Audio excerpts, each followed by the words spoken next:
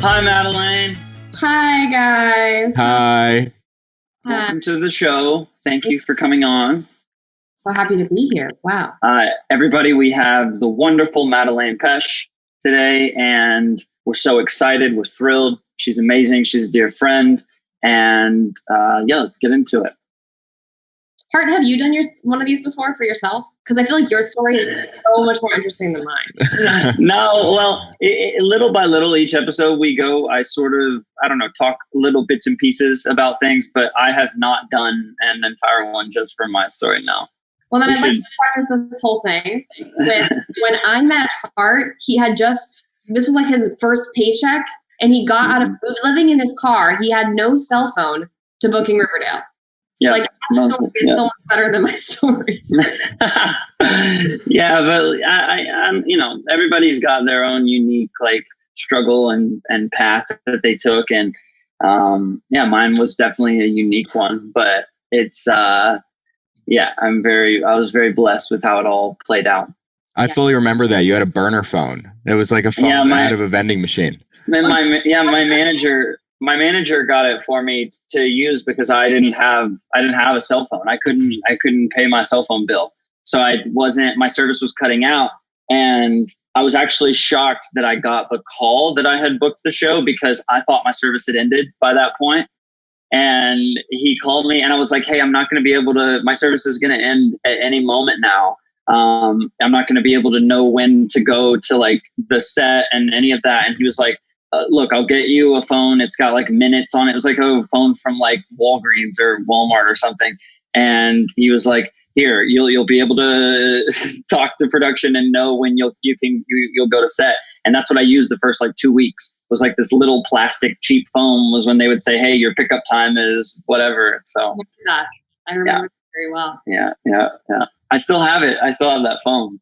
I don't use it, but I still have it as this, memory. It's great. Well, you still have the same manager. I do have the same manager still. Sounds like a good one. Yes, he's great. He's really good. So, Mads, where'd you grow up? I grew up in Washington State in a nice small little town. Yeah? How was that? How small? How So small. If you sneezed, your neighbor would hear about it. Under 5,000 people? Similar to... Yeah, I think. I think it got up to maybe 8,000 now, but it was about 5,000 when I lived there, I think. Got up to 8,000 now. Do you go back much? No. No. You have no family there? My parents are still there. I'll go back to see them exclusively. Yeah. If I walk around in the town, my anxiety gets really high, and so I just stay at my parents' home. I get it. How big was the schools? I went to, the same kids in elementary and kindergarten and junior high, and then I actually left the public school system and went 45 minutes away to a bigger town, a city called Tacoma, and went to an arts high school there because my small town wasn't super supportive of me. Of course. How'd you know you wanted to do it? It's so funny. I asked my mom this the other day because I was curious, and she said that when I was 6, I had already started doing dance and theater, and I just walked up to her and said, I'm going to be an actress one day. Well, and so at that point, I guess I just knew what I was supposed to be doing, and so I just told my parents, and they did everything they could to support me. I was very lucky. It's such a big thing to have that support around you, especially in a town that doesn't offer it, that support communally.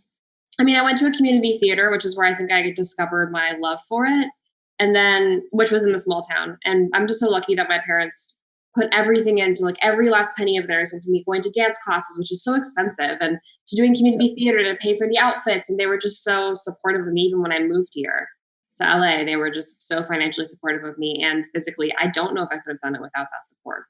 Yeah. Have your parents ever come out to visit you here? Yeah, they haven't seen my new house because I got it literally in the pandemic. But yeah, they've been out here plenty of times. Congratulations. Thank you. No one's seen it. You've seen it? I've seen it. Yeah, it's great. I love it. It's so, it's very homey. I like it. Trying to get furniture in the middle of a pandemic, guys, rough. Ooh, yeah. I can imagine. Wow, that's my complaint. Then I think I'm fine. Yeah. Wait, right now I'm good. But that's so cool that you knew you wanted to do it from when you were a little kid. Like, I feel like it's rare to know that early in your life what you want to do. Yeah, and so because of that, I was able to pivot all of my focus onto what made me happy at such a young age. So I kind of always knew what my goal was. So when I went to high school, there's like the obvious choice of going to a public school and doing the regular classes, but my parents found an arts high school, and I went to an arts high school, and like there was still all the normal curriculums, but there was also such a big focus on art. So I did theater and dance all the time there. It was kind of, I think, what allowed me to have the independence to move to LA at 18, because it was an open campus concept. What anyone in LA? Did I know? I don't think I did, but when I was 16 years old, I did this really weird competition where you like come to LA with your parents and like you dance and you act for like as a monkey in front of all these people, and then you get like manager meetings and like all that cheesy shit that you see in movies that actually happens. And they charge you an arm and a leg, but they gave me the free one because they're like, we believe in her, but everyone else was paying. It was so weird. And I found my first agent and manager through that. So I would come down kind of routinely between 16 and 18 to do auditions and meetings. My mom would take me for like a month. My school was supportive. They actually gave me credit for it, which is crazy. And never booked anything because I sucked. And then moved at 18, I think with the confidence that I'd been here enough times that I felt comfortable. Yeah. Yeah. And then when you moved, did you move into a place by yourself? My best friend of 10 years from back home moved in with me, and we got this really crazy place in Koreatown, and I didn't know the neighborhoods very well, and I didn't understand that the street that I lived on, it was 3rd and Lafayette. Apparently that is like a very big gang territory, and I had never been to Rampart Village, but I lived in Rampart Village, and so I would have to like race into my driveway every night and like hide in my car. It was very sketchy and scary. I did not know what I'd signed up for, but I mean, I was there for, I think, a year and a half or 2 years in that place. That's so cool, though, now that you have your own house and you can look back on that and be like, those moments sort of defined you for who you are now. I mean, I worked in a hookah lounge. Oh my gosh. We could talk about that the whole time. I want to hear those stories. I have stories for you. I had like probably 40 jobs before, like regular jobs before I booked anything that I could pay my rent. Yeah, tell me about those. I want to hear about those. You've heard? Because I had a lot of like random jobs too. Well, so yeah, it's like bills, right? I mean, my parents did what to help me, but you know, they're not loaded. Right. Well, I haven't heard any of those jobs, so I want to hear them. When I first moved here, my girlfriend got this job at this really creepy cigar restaurant. I think they called it, called Grand Havana. Have you guys heard of this place? No, but I know what you're talking about, where you go and you just like have a cigar. Right. So I want that job because she was getting paid really well and like you got tipped really well. And I was like, I want that job too. I got hired at a hookah lounge in Glendale, which is like the opposite of a gentleman's cigar lounge. And start hookahs for people and like run out food. And if you like made the wrong food order, they would take it out of your paycheck. They would pay you based on if they liked you or not on how many hours you worked. So they could love you and pay you like $600 cash, or they could hate you and pay you $100, and you can work more than the person who got a $600 cash. No way. Wow. How's that legal? Yeah. I don't know what was happening with that. It was. I'm sure that when my dad came to visit, he was like, "You need to quit here. I think this is an illegal practice." Yeah. So I was like, "Okay, Dad." Did they like you? Did you get paid well or no? I can be sassy at times. Yeah. And I didn't like that they were mistreating some of my coworkers, and so I would talk back. And so I think they didn't like that very much. That's awesome that you stuck up. That's so cool. I thought it was so fucked up. I remember this really cute girl. I won't say her name, obviously, because I don't know if she lives in LA, but she was so sweet and so kind, but she was like just not as fast as this other girl. And yet the other girl would work way less and get way more cash in her check or in her envelope, and they would always have us open them together, so we would like know who like the best was. And it's like this girl worked so much and got paid like literally $300 for like 7 days of like 10-hour shifts, and then this other girl would get like $2,000. They would keep all of our tips. I mean, it was the craziest thing. And so I'd always yell at them. I'd be like, "What the hell, you guys? Like, I barely work. It's fine, but she worked so much more." Well, good for you. I love that. We got to shut that place down. I mean, like when we're offline, guys, also we can go visit some. I'm in. Where'd you work after that? How long were you there? I worked 3 jobs when I was working that job. So I did that from like 5 p.m. to midnight most days was the shift that I'd have. And then to go to sleep for 6 hours. I'd wake up and go open a coffee shop from like 6 a.m. to noon. And then I'd have like the middle of the day usually to do auditions or classes or whatever, and then go back to the hookah lounge at night. And then I also did like remote retouching for a photographer at home in all of my spare time. Wow. That's insane. I know. That was just I one. love that. I always had a million jobs. I used to do like brand ambassador work. Are you guys familiar with that? Yeah. Where you, like, Yeah. stand on the corner and hand out free samples of things. Right. Yeah. I used to do a lot of that. That pays really well, actually. That would be like, I'd go for a weekend and make like $1,000. Like at festivals or? Yeah, like I worked at Yeah. East one year handing out secret deodorant. You get sweaty. I mean, I feel like all the people were on drugs, so like give them secret deodorant. That's amazing. That's so Yeah, cool. that's such a good hustle, man. That's really, I love hearing that. Yeah, hustle was majorly real. And then I booked a Honda commercial. That was your first thing? I got Taft-Hartley'd into it, which, I mean, for people who don't know, basically means that you're like allowed into the union, and that kind of gives you your step into SAG-AFTRA. And I made like a pretty good check off of that, and I was able to quit the hookah lounge because of that. And then I kept working as a photographer's assistant for 2.5 more years until I let go. Wow. Yeah. So you were just always hustling, always grinding. Always. I still am though. Like a different hustle and grind. Like I'm always moving, and Hart and I talk about this all the time. We're always finding something to do and keep us occupied. Absolutely. Way, but yeah. Anything not to be bored. Yeah, I mean, like you and I talked about this. Hart's never bored. He said he's never been bored a day in his life. Can you believe it? I don't understand it at all. I mean, like I like to take naps. Like I was taking a nap before this today. I woke up and worked out with Alex Fine this morning at like ungodly hours of 8 a.m. during the quarantine. Who does that? Wow. I get angry if I take a nap. I never take a nap on purpose. I'm blown away by this information. I can see you getting mad in your own sleep, Hart. Like just angry that you're actually I wake up and I'm so furious that I like dozed off at some point. Yeah. He wakes up from a nap sometimes and gets sad that he's going to die. Yeah. I do. I get a full panic. It's like I don't realize I'm going to die until I wake up from an accidental nap. And that's when I realize like, oh my God. I'm mortal. There's an end. I always say that, like in my head, oh my God, I'm going to die. There's an end. And then after like a minute, I relax and I go, it's okay. Everything's all right. And then I get to work. I love that. I think that was a very endearing moment that we had. Wow. Yeah. Wow. Okay. So you came out to LA, you worked all the jobs. Mm-hmm. So then what happens? Like you get on Riverdale, but I'm sure that was a whole experience. Like what was that audition process like? What happened? I feel like it's important to clarify that I did take classes all the time out here. Like I think one thing, like I sometimes routinely check my DMs if I'm really bored to see, because people like to ask questions about this kind of stuff. And one thing I get asked a lot is how often I took classes.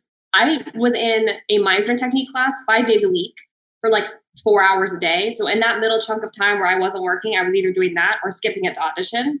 And then on weekends, I was taking like scene study classes or audition prep, because it's like, even when you're a good actor or you have like the natural ability, auditioning and acting are two completely different mediums, in my opinion. Like when you walk into a room, you have to know how to work to love you.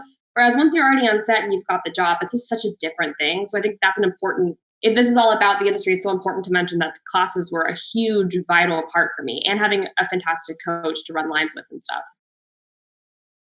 I agree. And I think being in classes, I was doing Meisner classes before I got Riverdale as well. And I think, you are getting a lot better as an actor and you're working that muscle, but you're also putting it in your wheelhouse. Like you're surrounding yourself in this atmosphere of something that you want to be and want to be a part of.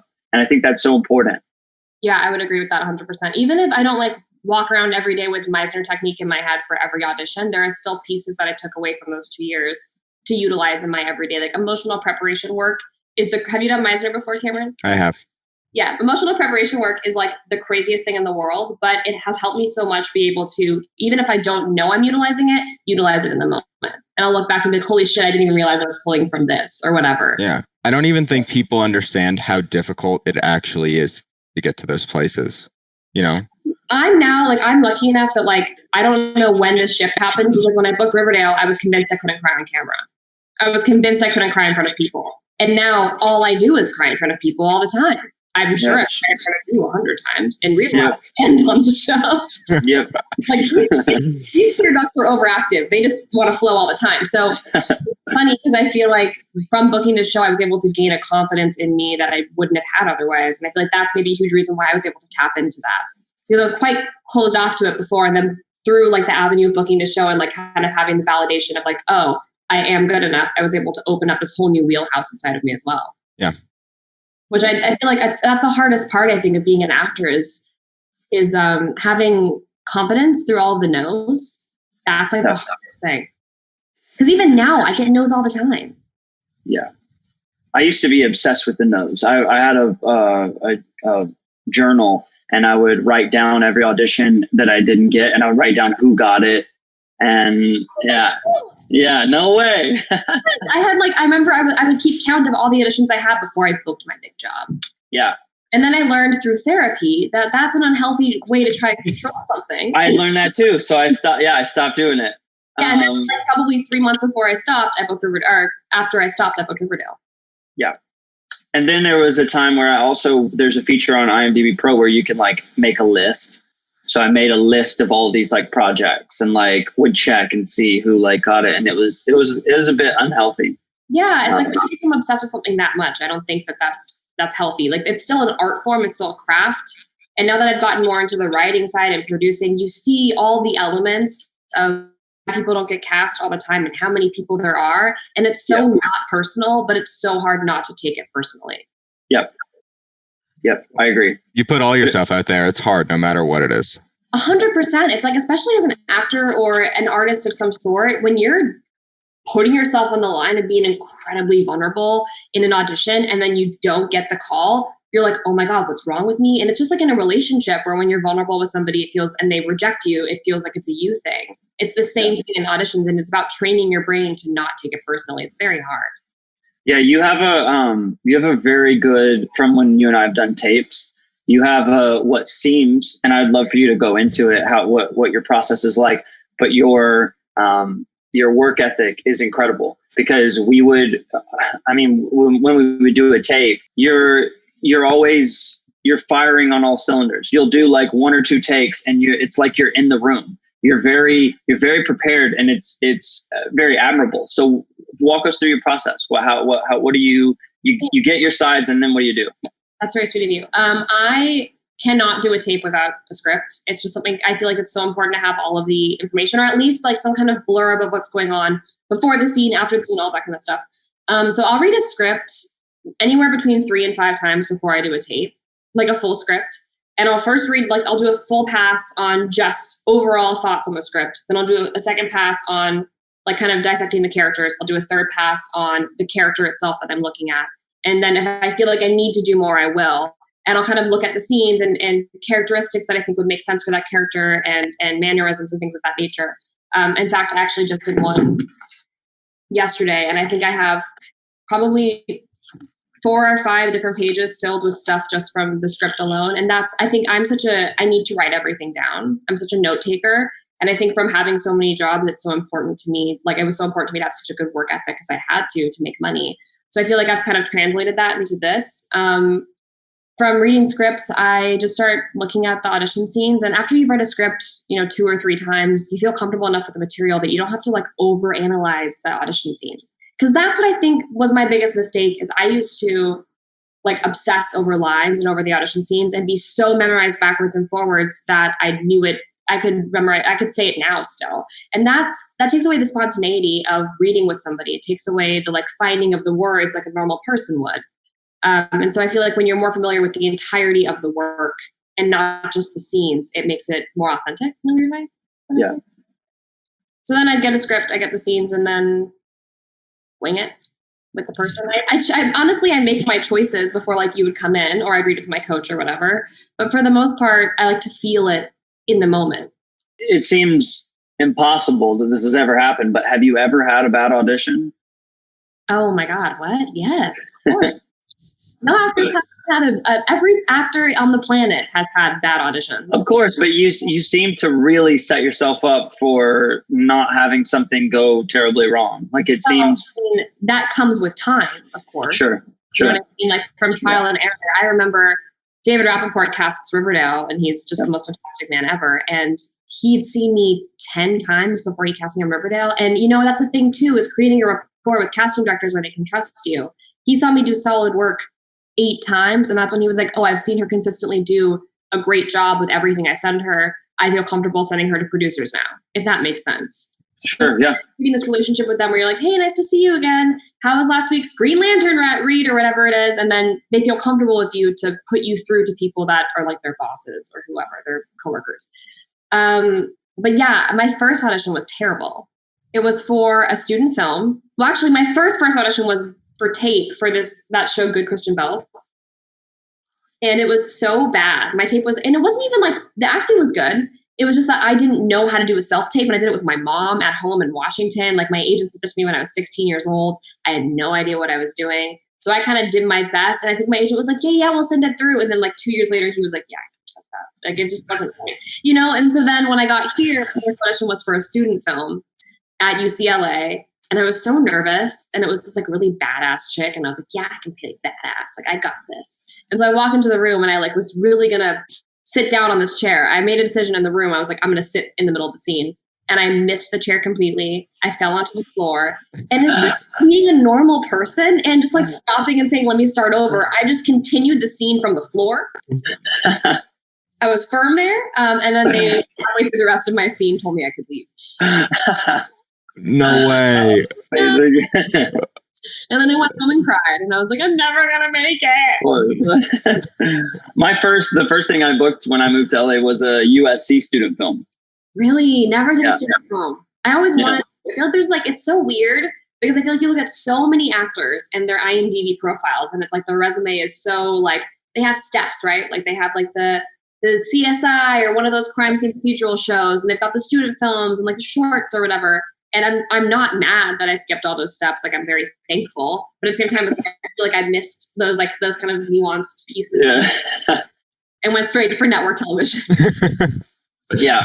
Everyone has like a crazy way of how they used to self-tape and do tapes and stuff. Like I used to stack Cheerio boxes and then like put a GoPro on the top and then record the other side of the lines and just try and like, no one read with me. I was just listening to myself. To yourself, yeah. Talking to myself. And that never worked out for me. That makes sense. Yeah. So don't do that. The Cheerio boxes or any cereal? Or is Cheerio like your lucky? It was your lucky. I think I don't even remember. It was like Lucky Charms. I'm talking, and then Tricks, and then it was great cereal to look at as I was doing the tapes. But there's something about a person there that even if it's just a reader, that changes your energy. I feel like though. Definitely. Now, do you guys like tapes better, or do you like going in the room better? I'm so curious. 100% in the room. Yeah, room. Yeah, I do not enjoy tapes, and that's. I mean, I feel like with everything going on with the pandemic and everything, I mean, we're going to shift more into a lot more tapes than being in the room, which I am a little nervous about because I like being in there with someone and either a casting director I've worked with before that I have a relationship with or someone new and just sort of figure, Yeah. I like that. I like that a lot. And being able to talk and ask something like it right there. And I like that a lot. Well, I think there's something too about there's something very charming about going in the room because it still feels slightly old school in a weird way because of course everything can be done virtually now. But I love going in the room. I think it's a great way to create relationships with people. It's a great way to then if you run into your favorite casting director who does like your favorite TV show out of a supermarket, you like now know that person, which is again such an LA thing to think. But I love the room so much. I think tapes can be so strange because you can't get notes during tapes. So I oftentimes will send like 2 or 3 takes of stuff if I can't decide which version I like. And you just let your manager or agent decide, or you? No, I ask them to send everything. Oh, okay, you send 3 takes to them. Yeah, depending on what it is. Like sometimes I've sent 2 or whatever. I mean, or sometimes it's very clearly 1, and then my manager will message me and be like, can you actually edit it together this way? And I will. But if it's not clear and there's like 2 kind of obvious choices to me that the character can be, I'll send both and say like, hey, if they resonate with either of these, I'm happy to redo the whole tape like that or whatever. I'm pretty open. It's a very collaborative thing. Obviously, there's a writer involved, there's a director involved. And that's one of the kind of first things I had to learn about acting is it's like, yes, your perception of the character, you have to take that and run with it. And at the same time, it's like there's somebody who wrote that character and somebody who's directing that character. And so it's kind of, it has to be a collaboration. And that's why notes in the room are so important, I feel like. Yeah. Yeah, I think it's that experience of going in, showing your work, and then walking out, and you just have that feeling of like, I feel like I did a good job. And you can go on with your day knowing that you did something good, right? And now you're making these tapes at home, and you're editing it together, and then you can also sit here and you can fine tune and you can critique yourself over and over again. Whereas you go in the room, you leave it all in the room, and you walk out. And then you're done. I agree. Now I've got all these tapes on my computer that I see the name of, and I've got to like sit and delete or whatever, so much easier to just set it and forget it. Yep. 100%. I agree. I do like, I have some of my, like on a hard drive, some of my really early tapes, and they're hilarious, like to watch. And it's like, oh my goodness, what was I doing? Like, I think it's so funny. Again, when I moved here, like I knew what I was put on this earth to do. And I truly believe I'm meant to be an entertainer and a performer. But just because you've got natural ability or whatever it is, does not mean you are good at auditioning. Like I said, it is a fully different craft. Like, yes, there's also acting involved, but auditioning is like a whole other beast. So I would not want to see some of my old tapes. I'll tell you that. Yeah. I used to like actually go home and try and work on my heart rate, because I would walk into audition rooms and my heart rate would spike so much that like I would start sweating. And I was like, I need to work on this or I'm not going to be able to keep doing this, because I was so focused on how elevated my heart rate was. Because I got so nervous in these rooms. So I had to figure that out. And now I have it under control, obviously. But, I had that for a while. I think it took a good amount of auditions to relax and just go, hey, this isn't scary. Like, this is a fun thing. This is an exciting thing. And they want to find someone for this role. The best thing I ever learned was that casting directors have to audition in their own way to get the job of casting that project. So like I learned that like unless you're like a David Rappaport who always works with Greg Berlanti and like so they have a good rapport, casting directors will go in after reading a script and pitch what they think the characters are like and see if they vibe with the people who are putting the project together. Yeah. That made me feel like, oh, we're in this together. Like you need me just as much as I need you. Mm. That made me kind of subtle, but also using your nerves in the room is very helpful to me. Like no matter what, there's always going to be some sort of energy in there that's exciting and people want to see and watch. And I've never not been nervous a day in my life on set. And that to me is like, that's the way it should be. Like I'm still excited to be on set every single day. I'm still nervous right when I hear rolling and then I snap into it and I'm fine. But that's how you know you're still passionate about your job, like that you're still obsessed with it. I still love what I do every single day, and I'm craving it and miss it so much right now. I know. What do you think? Where do you think we're headed with this? Do you know when we'll? I mean, obviously you don't, but like, how do you feel? What do you think? I mean, it's so. There's two parts of me because one, it's obviously I want everyone to be safe. We're in the middle of a pandemic, but also I'm not a scientist, but I don't foresee this clearing up anytime soon. I do think this is going to be quite a long process for coronavirus to be completely, rid of this earth. I don't think that might not ever happen.